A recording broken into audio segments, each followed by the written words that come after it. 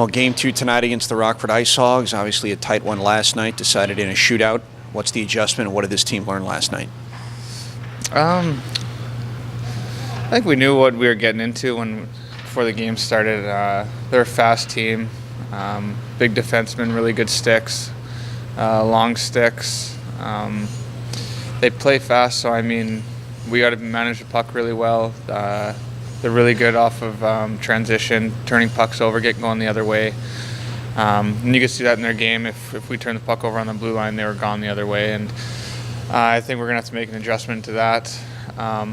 Try not to play into their hands so much and play more of our game.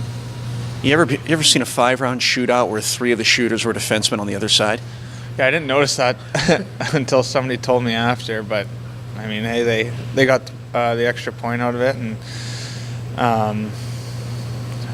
Franzen had an unreal shot. It's a tough one for Bo, and then I think Svedberg might have fanned on his, which makes it really tough on a goalie. It's expecting a big hard bomb to come, and all of a sudden it changes up a bit and it comes a little slower. It makes it tough on the goalie, but full credit to them. They went out and they scored, and we didn't. So you look at the updated standings and where things are.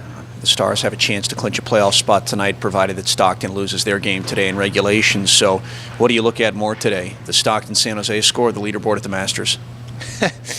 I don't think you try and look at any other team in the league so much. If we take care of business on our end, it should work out in our favor.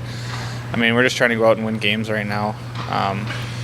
If we keep winning games or keep getting these points, we're going to clinch a playoff spot. You don't want to rely on anyone else to get into the playoffs. You want to do it on your own, and then that leads into having momentum going into the playoffs as well, and playing well and playing hard and building chemistry. And you always want to peak at the right time, and right now is the time you want to start peaking. So we got to start getting wins and stringing some points together. So the leaderboard at the Masters then?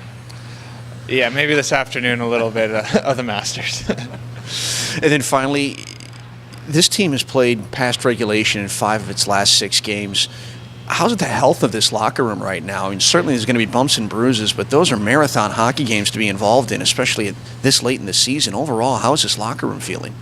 I think it's good. Everyone's feeling good. Everyone's going to have bumps and bruises. Every team's going to be like that, so it's no different for anyone else in the league. But it's playoff hockey, and we got to get used to it. Once playoffs come, there's not going to be any games that aren't going to be tight like this. And just going back from experience, when we went and made long runs, it seemed like every game was going to overtime. I think when we won, we had 6 games go to overtime that year, and we got to figure out ways to win in overtime. That's the big thing.